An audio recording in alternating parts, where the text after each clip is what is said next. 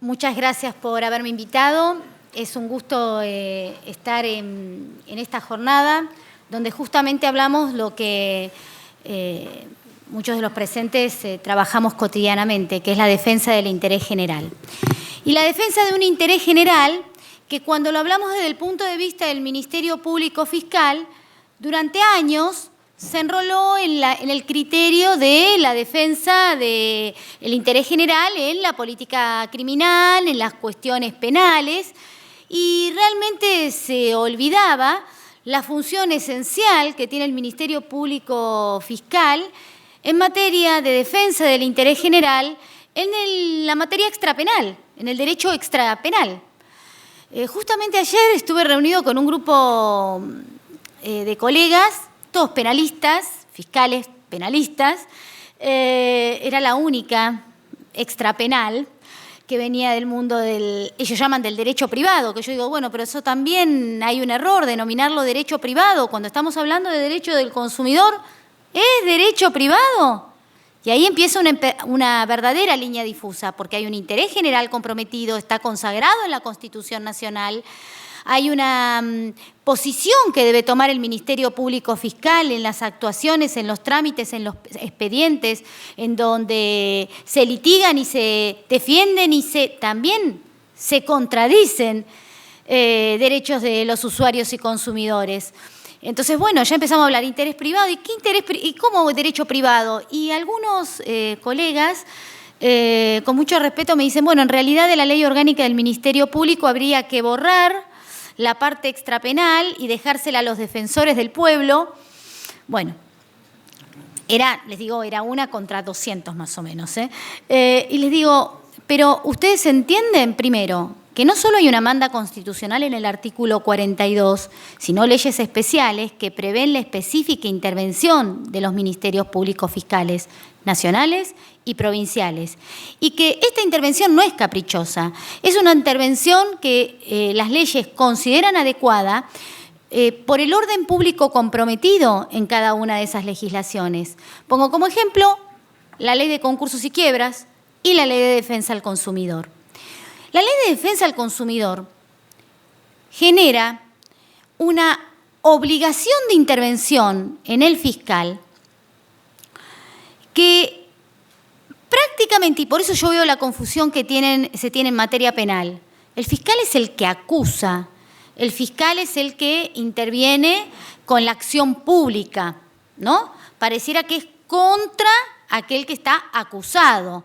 Y acá pareciera ser que tiene una actitud de defensa del derecho, de defensa del usuario y consumidor. Y entonces entiendo que en esa preparación de los fiscales que se tuvo durante años, no se comprenda que en estos casos se actúa en defensa del interés general, en defensa del orden público, y esa defensa del interés general y el orden público, por la manda del artículo 42, es en defensa del usuario y consumidor. No del usuario y consumidor que no tiene razones, no del usuario y consumidor que caprichosamente plantea algo que no tendría razón, pero sí en defensa de los derechos tutelados por la ley. Y entonces ahí empezamos a discutir y empezamos a hablar de la vulnerabilidad, de la hipervulnerabilidad, de por qué es esta defensa. Porque en realidad hay una relación asimétrica. Es lo que en derecho constitucional se llama la discriminación a la inversa. Partimos de una desigualdad que es producto de la relación del mercado. Todos somos usuarios y consumidores, todos los que estamos en esta sala, ¿sí? Nada más que podemos decir que no son usuarios y consumidores, que también lo son, pero podemos decir, como dijo bien el doctor Rusconi, los excluidos sociales, que tienen menos posibilidades de acceder al consumo.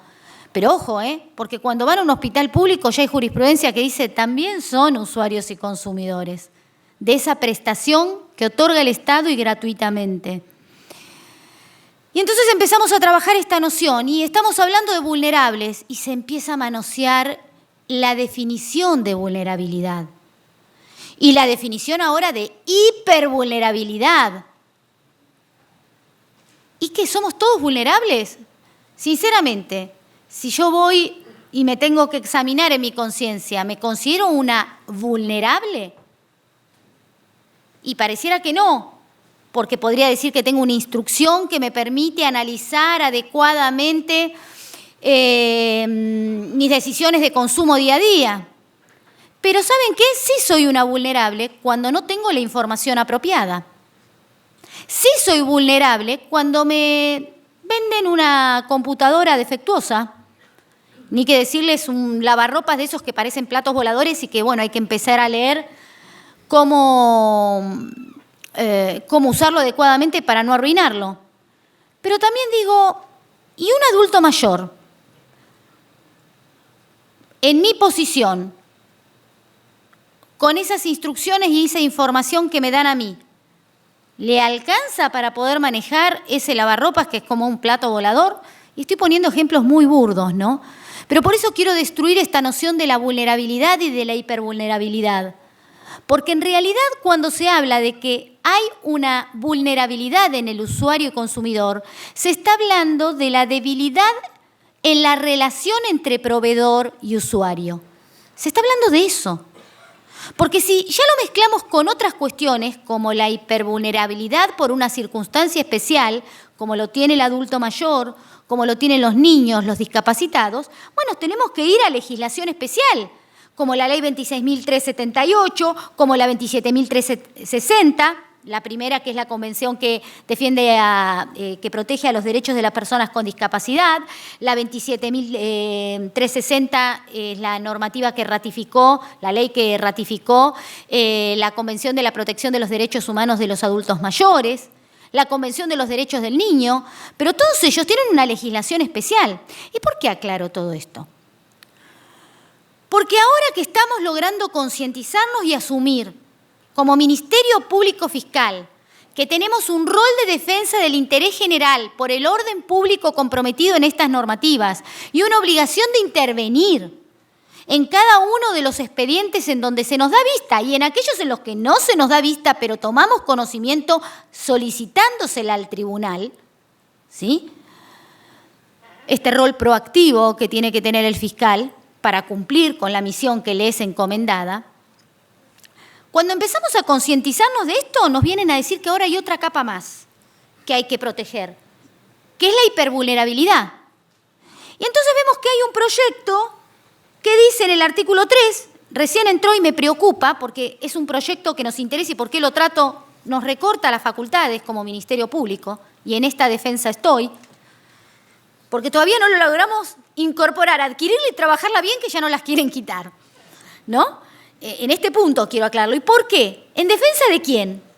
¿Que nosotros sobrecargamos de trabajo a los tribunales?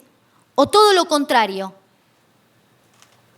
Somos el motor para que haya un adecuado trabajo en los tribunales en estos casos. Y en el artículo 3 de ese proyecto dice que el principio de protección del consumidor se acentúa tratándose de colectivos sociales hipervulnerables. Primer error que para mí hay. La hipervulnerabilidad puede provenir de un colectivo social, como lo denominan las reglas de Brasilia, por ejemplo, los pueblos originarios, los pueblos indígenas. Pero también se trata no de colectivos sociales, sino de una situación particular de un sujeto determinado, en un momento determinado de su vida. Yo puedo convertirme en una hipervulnerable cuando tengo una determinada enfermedad que no me permite acceder a la justicia de manera adecuada, por ejemplo, o que mi prepaga no me reconoce determinados derechos y me encuentro con una problemática en donde me empieza a correr el tiempo por cuestiones de salud para atender mi salud adecuadamente, pero tengo que ir a litigar para que se me reconozca ese derecho. Y el tiempo que le lleva al tribunal reconocer mi derecho es tiempo que va en que se pone en riesgo mi salud, mi integridad física, y que me acerca un poquito más a rendirle cuentas a aquellos que creemos, a aquel que nos mira, ¿no? Entonces ahí me convierto en un hipervulnerable, con lo cual esto no está determinado por un colectivo social. Todos podemos ser hipervulnerables en un determinado momento. Pero ese proyecto también dice que deben estar especialmente garantizados cuando hay hipervulnerables la educación, la salud y la información. Yo digo, especialmente garantizados tienen que estar para todos los usuarios y consumidores, la salud, la educación y la información. Después puede suceder que al encontrarnos, por ejemplo, ante un adulto mayor, recurramos a la 27.360 en ese diálogo de fuentes que nos impone el artículo 2 del Código Civil y Comercial y que nos hace acudir a los tratados de derechos humanos, y que en esta ley nos encontramos que nos dice cuando está en riesgo la salud, cuando está en riesgo la vida de un adulto mayor, hay que abreviar aún más los procesos, hay que flexibilizarlos, hay que adaptarlos para darle una respuesta inmediata, mucho más allá del proceso sumarísimo que exige la Ley de Defensa al Consumidor. Pero esa protección no surge de la Ley de Defensa al Consumidor y no tendría por qué surgir, porque si nosotros empezamos a establecer escalas de consumidores, este es vulnerable, aquel es más vulnerable, este es menos vulnerable, ¿con qué criterio lo estamos haciendo? Cuando la manda constitucional es proteger a toda la sociedad, que toda la sociedad como usuarios y consumidores debemos tener una protección que nos es innata por el hecho de ser usuarios y consumidores. En este sentido, yo les recomiendo que hay un artículo interesantísimo para tratar estas cuestiones de la vulnerabilidad, no solo en el derecho de consumo, sino cuando se está trabajando el tema de la vivienda, cuando se está trabajando el tema de los niños, los temas de género, que es de Florencia Luna, una investigadora del CONICET, que habla justamente de la vulnerabilidad, la metáfora de las capas, para decirnos en realidad que muchas veces utilizamos el criterio de vulnerabilidad para etiquetar o estigmatizar a las personas, pero no para defenderlas.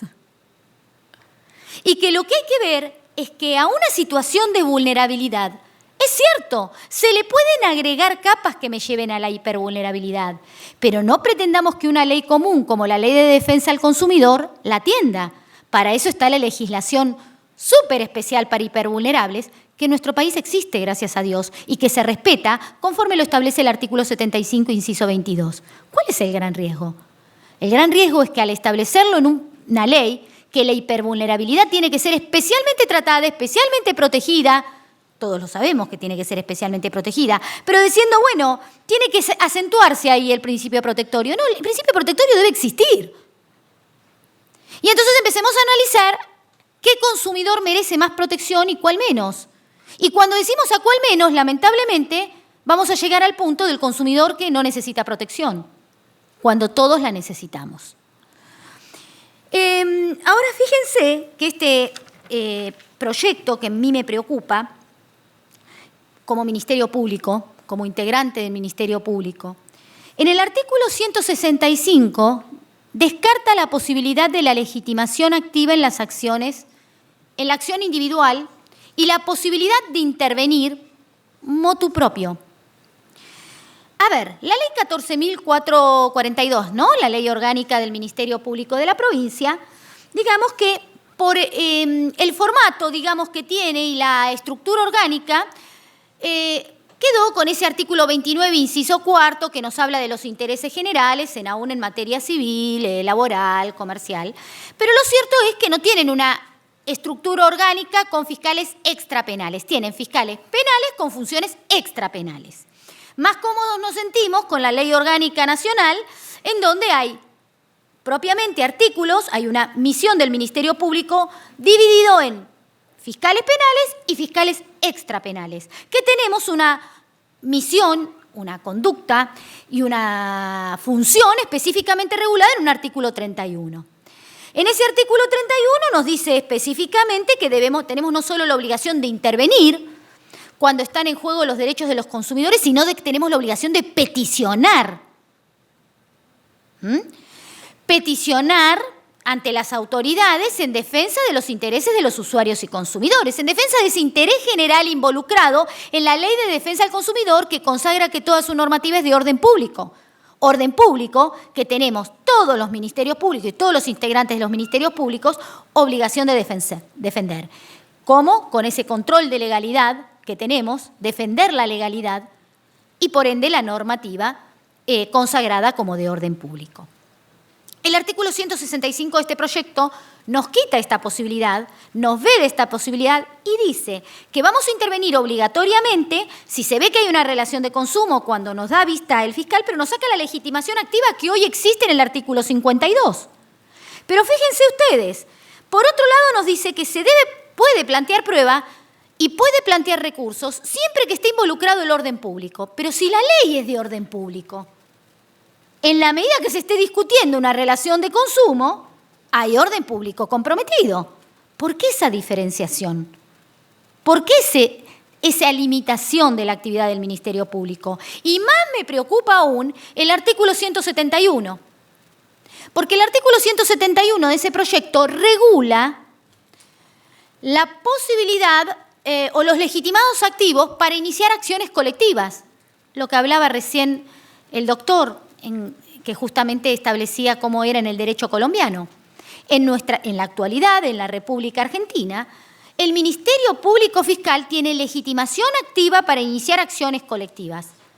Es una deuda pendiente también, porque hay que reconocer la debilidad en cuanto a recursos humanos que contamos, la cantidad de expedientes con los que trabaja el fiscal. Pero ¿por qué vedarle la legitimación activa que tiene en acciones colectivas donde se debaten intereses individuales homogéneos? Solo se los deja para cuando existen los derechos de incidencia colectiva difusos. ¿Por qué se recorta la facultad del Ministerio Público? Después será un mea culpa interno del Ministerio Público si contamos con los recursos humanos suficientes para iniciar o no la acción. Pero, ¿estamos siendo progresivos o estamos siendo regresivos en materia de derecho del consumo? Si estamos quitando un actor fundamental para la defensa del interés, aquel que mejores herramientas tiene quizás. ¿Cómo defendemos, en definitiva, hoy por hoy, en nuestra ley de defensa del consumidor, a los usuarios y consumidores? Justamente con este tema de la legitimación activa ampliada. Fíjense, no tenemos defensor del pueblo designado en materia nacional, pero hay un Ministerio Público. Si lo dejamos solo en manos del defensor del pueblo, hoy podríamos decir que no hay tutela por parte del Estado y estaríamos incumpliendo directamente la manda constitucional. Por otro lado, la legitimación pasiva ampliada. Nuestro sistema es mucho más protector de los usuarios y consumidores que el derecho europeo. Ustedes saben que en el derecho europeo la legitimación pasiva es solo puedo demandar a aquel que vendió el producto, a quien se lo adquirí. Solo si no lo encuentro a ese y lo fundo y acredito que no lo puedo encontrar, puedo ir al fabricante. Nosotros tenemos a toda la cadena de producción involucrada. El deber de información, otro tema con el cual lo tutelamos, y fundamentalmente el tema del acceso a la justicia, garantizado a través de ¿qué? A través del beneficio de justicia gratuita. Beneficio de justicia gratuita que es uno de los elementos que debe defender el fiscal. ¿Por qué a mi criterio lo debe defender? Primero, porque está involucrado no solo el interés general y la posibilidad de acceder a la justicia, que ese es un derecho primario de todos, sino porque es un derecho que justamente consagrado en el 53 y en el 55 de la Ley de Defensa del Consumidor, es el que garantiza que por más mínimo que sea el daño que se le esté provocando al usuario, se pueda litigar a través de las asociaciones de consumidores, a través del Ministerio Público, o a través de un consumidor en forma individual, pero que también, como en el caso Alavi, toma la acción colectiva, porque el consumidor individualmente no va a tener el interés económico, pero ese daño y esa amenaza al derecho del usuario y consumidor está perjudicando al mercado todo.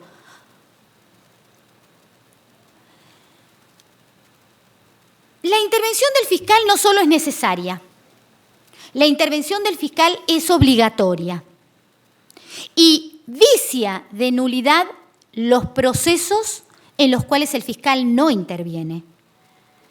No solo hay que darle intervención al fiscal, sino que el fiscal debe reclamarla en caso que tome conocimiento. Esto está, digamos, íncito en el ejercicio responsable de nuestra función, recordando siempre que detrás de la Ley de Defensa al Consumidor hay vulnerables. Vulnerables no en el criterio de un colectivo social hipervulnerable, sino por una asimetría real y propia de nuestra sociedad de consumo. Gracias.